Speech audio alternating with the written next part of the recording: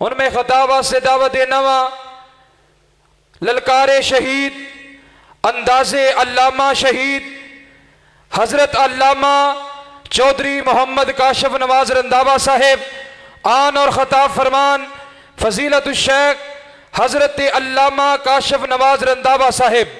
فاعوذ باللہ السمیع العلیم من الشیطان الرجیم، بسم اللہ الرحمن انا نحن نزلنا الذکر وانا لہ لحافظون۔ برادر اکبر، مبلغ اسلام خطیب ابن خطیب اور وفا ابن وفا جناب عبدالباسط شیخو پوری صاحب انتہائی مؤثر انداز سے آپ کے سامنے قرآن حکیم کی تلاوت فرما رہے تھے۔ میں سوچ رہا تھا کہ قرآن بھی وہی ہے اور تلاوت بھی وہی ہے، لیکن مسلمان وہ نہیں رہا ہے۔ کبھی اس قرآن کو تھامنے والے 313 تھے، ان کے مد مقابل پورا کفر تھا، لیکن قرآن والوں کو شکست نہ ہو سکی۔ اور بدر کے اندر جب ابو جہل کو عبداللہ ابن مسعود نے ذبح کیا تو آسمان والے نے ثابت کر دیا کہ جس کے پاس قرآن ہے اسی کے ساتھ رحمان ہے، اور جس کے پاس قرآن نہیں اس کے ساتھ رحمان نہیں ہو سکتا ہے۔ آج کیا سبب ہے کہ 313 سے قافلہ چلا تھا اور آج اس کائنات میں ٹوٹل آبادی 8 ارب ہے، اور اس 8 ارب میں 2 ارب قرآن کے ماننے والے ہیں۔ اگر ایوریج نکالی جائے ہر چوتھا آدمی مسلمان ہے، ہر چوتھا آدمی مسلمان ہے، قرآن کے ماننے والا ہے، احمد مجتبی کے فرمان کے ماننے والا ہے۔ لیکن حالت کیا ہے کہ اتنا سا اسرائیل ہے اور ہم اس کے سامنے رکوع میں پڑے ہوئے ہیں۔ حضرات آئیے، آج عبدالباسط صاحب یا میں فقیر اور میرے بعد یہ علماء کی جماعت آپ سے ہم کلام ہونے آئے ہیں، تو آپ غیر مسلم نہیں ہیں اللہ کے فضل سے، نہ سنانے والا غیر مسلم ہے اور نہ سننے والے غیر مسلم ہیں۔ آپ نے کانفرنس کا عنوان رکھا ہے قرآن انقلاب کانفرنس۔ میں سوچ رہا تھا کہ اللہ آج کون سا معاملہ ہے کہ یہ وہی قرآن تھا کہ عمر ابن خطاب کو مسلمانوں کی فوج کے سپہ سالار نے یہ خط لکھ کے بھیجا کہ ہم تعداد میں تھوڑے ہیں، کفر زیادہ ہے، ہمیں فوج چاہیے، لشکر چاہیے اور سپاہی چاہیے۔ عمر ابن خطاب کا ایمان تھا، یقین تھا کہ جس فوج کے پاس آسمان والے کا قرآن ہوا کرتا ہے وہ تعداد نہیں مانگا کرتی، وہ قرآن کی تلاوت کیا کرتی ہے۔ جواب میں لکھا اسی خط کے پیچھے، اے قاصد لکھو کہ عمر تمہیں فوج نہیں بھیجے گا، نصیحت لکھ کے بھیج رہا ہے۔ کیا نصیحت ہے؟ فرمایا محمد کے لشکر کے پاس جب قرآن ہوتا ہے پھر تعداد نہیں دیکھتا، ایمان کی قوت دیکھتا ہے۔ قرآن پڑھو اور آج سن لو، کعبہ کا رب گواہ ہے کہ اگر میں اور تو 2 ارب میں شمار ہو جائیں، 30 کروڑ کا پاکستان ہو جائے، اور ہماری حالت یہ ہے کہ ہم سمجھتے ہیں مولوی کی جماعت میں جاؤ تو وہ کہتا ہے مجھ سے بڑا 30 مارخہ کوئی نہیں، سیاستدان کے پاس بیٹھو وہ کہتا ہے میں آخری نشانی ہوں دنیا میں، کسی بزنس مین کے پاس جاؤ وہ کہتا ہے مجھ سے بڑا اس کائنات کا کندھا دینے والا کوئی نہیں ہے۔ حضرات، یہ قرآن کا انقلاب اس وقت تک نہیں آ سکتا ہے جب تک میں اور تو اپنے گھر کے اندر صبح اٹھتے ہی اپنی اولاد کو لے کر نہیں بیٹھ جاتے کہ آؤ میرے بچوں، آج کی صبح کا آغاز ہم نے یا قرآن کی آیات سے کرنا ہے یا محمد کی حدیث کی روایات سے کرنا ہے۔ وہ دن اس گھر کے لیے، چاہے وہ مٹی کا گھر ہے، چاہے وہ 3 مرلے کا گھر ہے، چاہے وہ غیر کاشتکار کا گھر ہے، چاہے وہ زمیندار کا گھر ہے، آسمان والا رب گواہ ہے کہ جس گھر کا آغاز قرآن کی تلاوت سے ہوتا ہے، اور پھر صرف تلاوت نہیں، یاد رکھنا جب تک تو اور میں اس پہ عمل نہیں کرتے اس وقت تک اس جلسے کا بھی کوئی فائدہ نہیں، اور قرآن کو گھر میں رکھنے کا بھی کوئی فائدہ نہیں۔ حضرات، اس قرآن سے میں آپ کو 1-2 واقعات سنا کے اجازت چاہتا ہوں۔ اس قرآن نے اس انسان کی جو رہنمائی کی ہے کہ جو قرآن پڑھ لیتا ہے اس کی اپنی ذات مٹ جاتی ہے، وہ امت کا خیر خواہ بن کے نکلتا ہے۔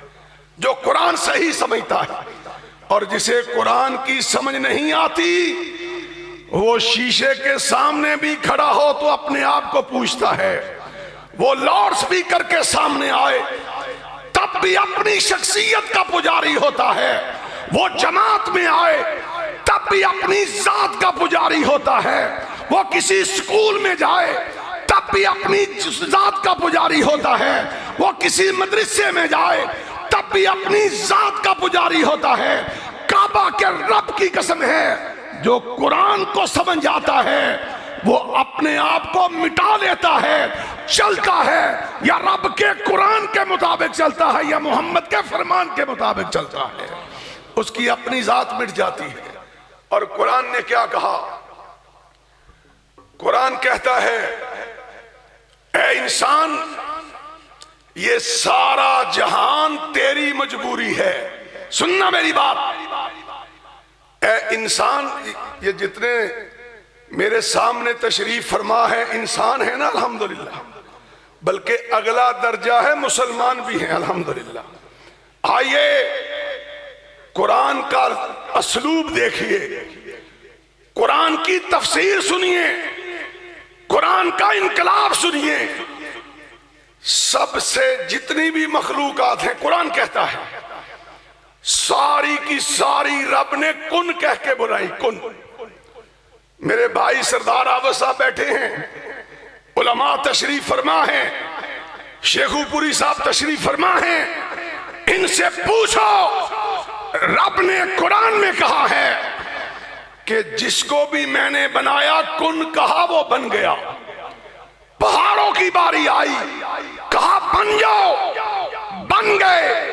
آسمانوں کی باری آئی، فرمایا بن جاؤ، بن گئے۔ سمندروں کی باری آئی، حکم ہوا بن جاؤ، بن گئے۔ ساری کی ساری مخلوقات کے لیے فرمایا بن جا، وہ بن گئی۔ اور اس مسجد میں آنے والوں، سننے اور سنانے والوں، جب تمہاری باری آئی تو قرآن کہتا ہے اللہ نے کن کہہ کے نہیں بنایا، اپنے دستے مبارک سے بنایا، تمہیں اپنے ہاتھ سے بنایا، اور بنانے کے بعد پھر فرمایا سن لے، سارا جہان تیری مجبوری ہے، تو جہان کی مجبوری نہیں ہے۔ ہائے ہائے عجب معاملہ۔ قرآن کا انقلاب یہ ہے کہ میں اور تو سمجھ جائیں کہ ہمیں رب نے بنایا کیوں ہے اور بنایا کس لیے ہے۔ سب سے بڑا نقطہ یہ ہے کہ حضرات 8 ارب انسان ہیں، حافظ صاحب 8 ارب، 8 کا 8 ارب صبح دن چڑھتے مر جائے، مر جائے، سورج طلوع ہونے سے پہلے سارا فیصل آباد مر جائے، پاکستان مٹ جائے، پوری کائنات کا انسان مٹ جائے، میں سوال کرتا ہوں علماء سے بھی اور عوام الناس سے بھی کہ سارے کے سارے انسان اگر مر جائیں، اے بابے نے اٹھاؤ، بھائی جی اٹھو، یہ مرد تو پہلے مر چلے تھے، اگر مر جائیں، اور سوال ہے میرا اے بستی والوں، کیا صبح سورج طلوع ہونے سے انکار کر دے گا؟ حافظ صاحب کرے گا انکار؟ نہیں کرے گا، وہ اپنی روٹین کے مطابق طلوع ہوگا، اور ثابت ہوا وہ انسان کا پابند نہیں، رحمان کا پابند ہے، اور ثابت ہوا ہے وہ اپنی ذات کے لیے طلوع نہیں ہوتا، وہ تو اس بندے کے لیے طلوع ہوتا ہے جس کے بارے رب نے کہا والتین والزیتون وطور سینین وہذا البلد الامین، اور پھر فرمایا لقد خلقنا الانسان فی احسن تقویم۔ حضرات سنیے، آئیے قرآن کی طرف پلٹ آئیے، آؤ، اور جو قرآن کی طرف اپنی اور اپنی اولاد کو لے کے آتا ہے، آسمان والا اس سے کے لیے آسمانوں سے رحمت کے دروازے کھول دیتا ہے۔ مسجد نبوی میں میرے بھائی شفیق کاشف بیٹھے ہیں، بڑے بڑے نونیے مسلم لیگی وہاں ملتے ہیں الحمدللہ، اور مسلم لیگیوں کو چھوڑو، حافظ صاحب معافی مانگ کے کہتا ہوں جتھے تسی ہو اسی بھی ہوتے ہی ہیں، پر ہن سانو کچھ کرن دیو۔ بڑے بڑے ملا بھی مجھے کہتے ہیں رضاوا صاحب تانوں کی ہویا ہے؟ میں کیا ہوا؟ تسی تے ہون پنجاب دے وزیر داخلہ ہونا سی اگر مریم نہ رہندے تھے، کیوں چھوڑا؟ جماعت کیوں چھوڑی؟ مریم نواز کو کیوں چھوڑا؟ میں ایک ظالم کو پکڑ کے نبی کے در کے روزے پہ لے گیا، میں نے کہا، گجرانوالہ کا میرا دوست تھا سیاسی، میں نے کہا بٹ صاحب اللہ مجھے اس نبی کے جھنڈے بلند کرنے کے لیے مدینے لے آیا ہے، تو مریم نواز کے دوپٹے کی بات کر رہا ہے؟ آ جا، یہ قرآن کی برکت ہے، میں نے فیصلہ کیا تھا مر جانا گوارا ہے، 5 بچے رب نے دیے ہیں، اے اللہ سب کچھ لٹ جائے، سب کچھ پٹ جائے، میرے مرنے سے پہلے تک یہ قرآن کے حافظ ہو جائیں، اور اس کے بعد ان کی زبان سے جب بھی بات ہو یا رب کے قرآن کی بات ہو یا محمد کے فرمان کی بات ہو۔